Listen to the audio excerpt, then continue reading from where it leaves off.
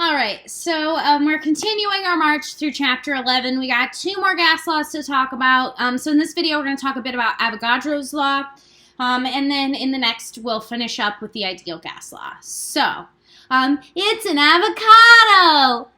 Thanks! I'm sorry, I didn't realize the GIF wouldn't be visible in the PDF, but I hope you guys have seen that Vine from back in the day.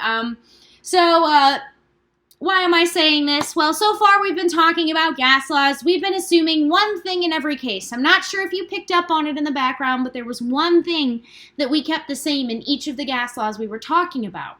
The number of particles stayed the same in our sample. So what happens if we change the number of particles in our sample? Can we even do that? Yeah, of course we can. So now we're going to look into the laws that describe what happens when what happens to the properties of our sample in relation to the number of particles. And of course, if we are talking about a number of particles, we're going to bring back our main man Avogadro, so AKA our avocado. So I'm giving you an avocado, I'm giving you back Avogadro. Say thank you. Even though I'm sure you guys are like, oh, I wish I could not deal with moles anymore. They're back. So let's talk a little bit more about Avogadro's law. So, Avogadro's law states that there is a relationship between the volume of a gas and the number of moles of a gas. So, that makes sense, right? Of course, the size of the sample and the volume are going to be related. The more stuff you have, the more space it just has to take up. And the less stuff you have, the less space you need to store it, right? Just like stuff in your house, if you're a hoarder and you pack everything in, you're going to need more volume to put it in, so there's less volume for you to live in, right? All right, so the less stuff you have, the less space you need to store your stuff, the more you can move about your house. So, let's talk about Avogadro's law. So Avogadro specifically figured out that the volume and the number of moles of gas in a sample are directly related. So the number of particles is directly related to the volume, assuming that temperature and pressure are constant. So for just Avogadro's law, we assume that temperature and pressure are constant. So what this tells us is that if the number of moles and the volume are directly related, well, if the number of moles goes up, the volume goes up. If the number of moles goes down, then the volume goes down. Simple as that. So again, I have the equation written here on your screen. If you want to see how it's derived, where it came from, go ahead, check that out in your textbook. So N is the number of moles, and the unit must be moles. So it's the amount of stuff is what N represents, and it has got to be in moles. Just like we talked about before, that temperature absolutely has got to be in kelvins. Here, the amount of stuff we have has got to be in moles. All right, so we're comparing moles. And again, the volume can take any unit as long as both units are the same in the end. So what's kind of interesting about Avogadro's law is that it has kind of an interesting consequence. So the thing is that when we're thinking about gases, therefore, I didn't mention anything about the kind of gas. So if the number of moles and the volume of a gas are related, it doesn't matter what kind of gas you have, that volume is going to be the same as long as you have the same number of moles. So like the volume of 1 mole of nitrogen is the same as the volume of 1 mole of oxygen is the same as the same as 1 mole of chlorine. So all of those volumes are going to be equal. No matter what gas you have, it has the same volume if it has the same number of particles. Pretty cool. Pretty cool. So, we're going to go ahead and work through some examples of Avogadro's law. I almost said avocado's law. So we're going to work through some examples of Avogadro's law, and I'll meet you over at the whiteboard so we can go ahead and work through those. But I have a couple of examples that we're going to work through. We'll work through 2 examples here, and then I have given you some practice problems as well, so do make sure that you work through those practice problems on your own after you watch my video. Alright, so this time we got some avocado law to work through problems. So, I'm going to do 2 examples for Avogadro. I can't even say one or the other now. So I'm going to do 2 examples of Avogadro's law. Here is the first one. This says a 6.0 liter sample of gas contains 0.59 moles of particles. If the number of moles is increased by 0.256 moles, what is the volume of the sample? What is the new volume? So, as always, we're going to work through what we're given, what we need to find, plug it into our equation, and solve. So, here we are given that we have an initial volume, so it's like, yeah, this doesn't say initial right away, but I see later on that something else happens. It's saying is increased after it introduces this information. That tells me that this is my initial information. So I have V1 equals 6.0 liters in my sample of gas, and then I know that N1, my number of moles, is 0.569 moles. All right, once we figured that much out, we can determine the other piece of information we're given is that the number of moles is increased by 0.256 moles. So what this is saying is this value is increased by this much to get N2. So what it's telling us, it's kind of tricky. It's saying that we need to add 0.569 moles to 0.256 to get our N2. It's saying that you have a starting value. The starting value is increased by this much, so you have to add those two values together. So you won't have to do this at every Avogadro's law problem. You might have something where it says the initial pressure is 200 pascals and it's increased by 400 pascals. So then you'd have to figure out that your final pressure is 600 pascals, for example. So this may not happen with just number of moles. It's not unique to Avogadro's law. It's just something new and variable that I could introduce into the problems that I was giving you to make them just a bit more interesting, because we kind of do the same thing over and over and over again.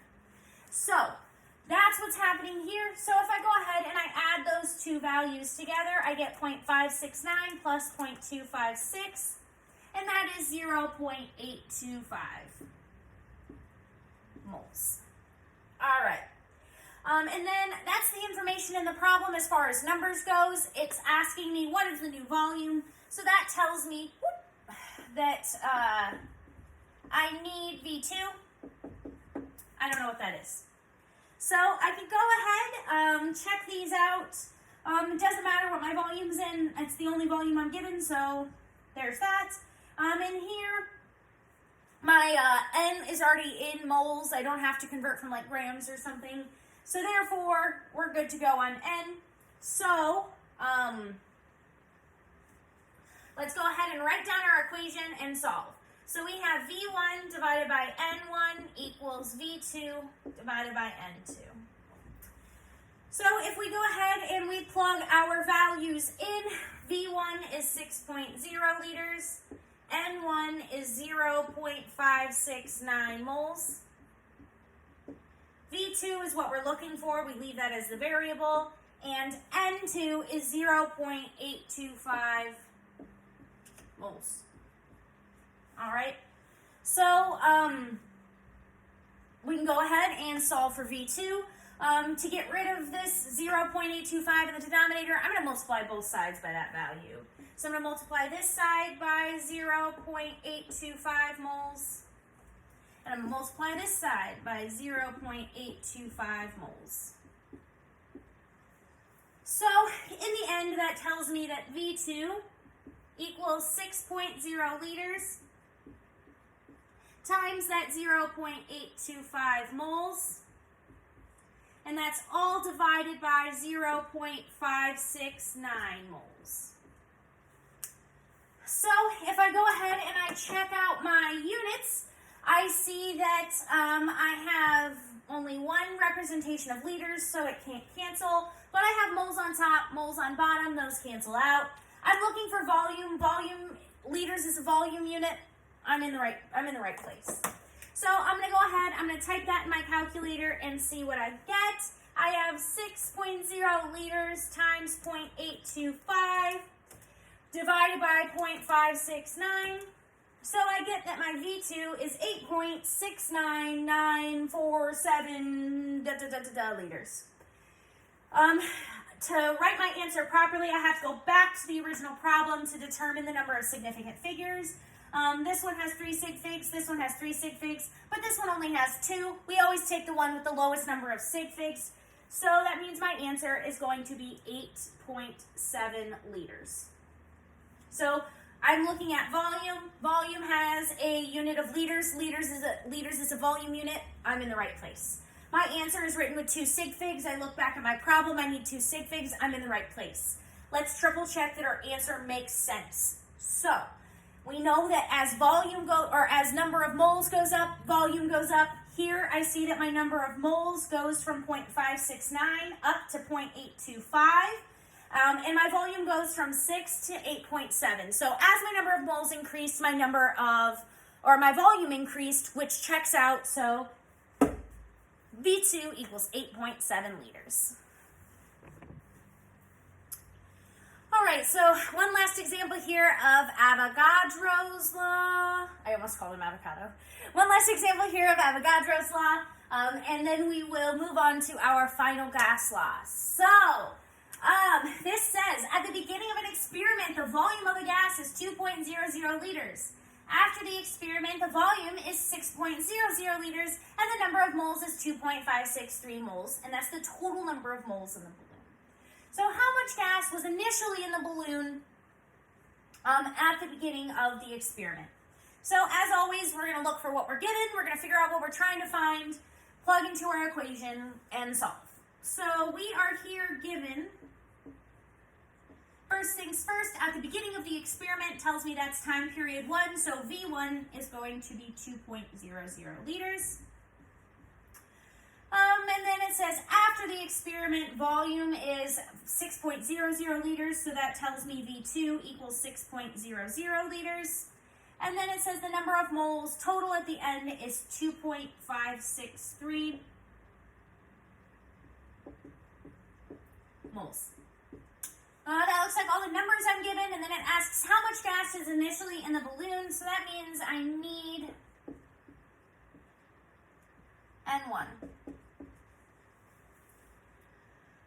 Okay, so that being said, let's go ahead and check out these numbers we were given. So, as always, my volumes, I have to make sure that they have the same unit. Here they're both liters, that's good. And my N value is in moles, that's good.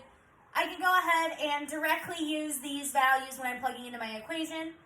I apologize if you can hear the sirens outside. My bad. So, let's go ahead, write down our equation, and solve. So, Avogadro's law says that V1 divided by N1 equals V2 divided by N2. Oop, that wasn't a very good 2, was it? N2. So, from there, we can plug into our equation. Our V1 is 2.00 liters. Our N1 is what we're looking for. And our V2 is 6.00 liters. And our N2 is 2.563 moles. All right, so I need to solve this problem. So the first thing I'm going to do is try to get N out of the denominator. I want N out of the denominator. Let's make it gone. So I'm going to multiply both sides by N1.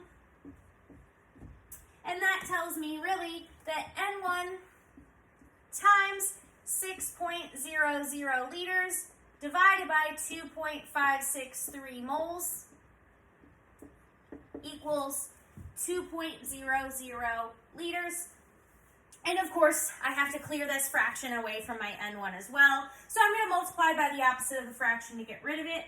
So therefore, I'm going to say I've got 2.563 moles divided by 6.00 liters. And I'm going to do the same thing on this side.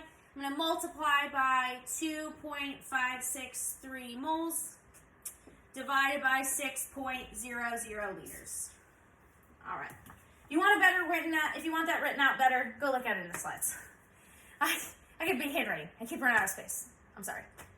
So, that being said, let's go ahead and rewrite this to get rid of some of my chaotic handwriting. That means that these are going to cancel out. Over here, I've got 6.0 liters on top, 6.0 liters on bottom, cancel. 2.563 divided by 2.563 cancels, so I'm left with N1 by itself on this side. And then over here, I have 2.00 liters times 2.563 moles. And that's divided by the 6.00 liters. All right, let me check out my units to make sure I'm in the right place now that I have N1 by itself. I have liters on top here, liters on bottom. Those are going to go ahead and cancel out, which means that my unit is left in moles. N's unit is always moles, so that's good. So, I can go ahead and plug this into my calculator and solve for N1. So I have 2.00 times 2.563 divided by 6 gives me 0.854333333 forever on and on and on. So, that being said, N1, I have to make sure I put my answer in the correct number of significant figures. This number has 3 sig figs, this number has 4, this number has 3. So my answer is going to go for the lowest number of sig figs, which is 3. So my answer is going to be 0.854 moles. All right, so N has a unit of mole. That checks out. My answer has 3 sig figs. That checks out. And I can make sure my answer makes sense because from time period 1 to time period 2, my volume increases. So I would expect that if my volume had increased, that I had to have increased my number of moles to make that volume increase happen. So N1 is 0.854, N2 is 2.563, so that checks out. Our number of moles increased as our volume increased. Makes sense to me. That's Avogadro's law. And we just got one more law to go after this one.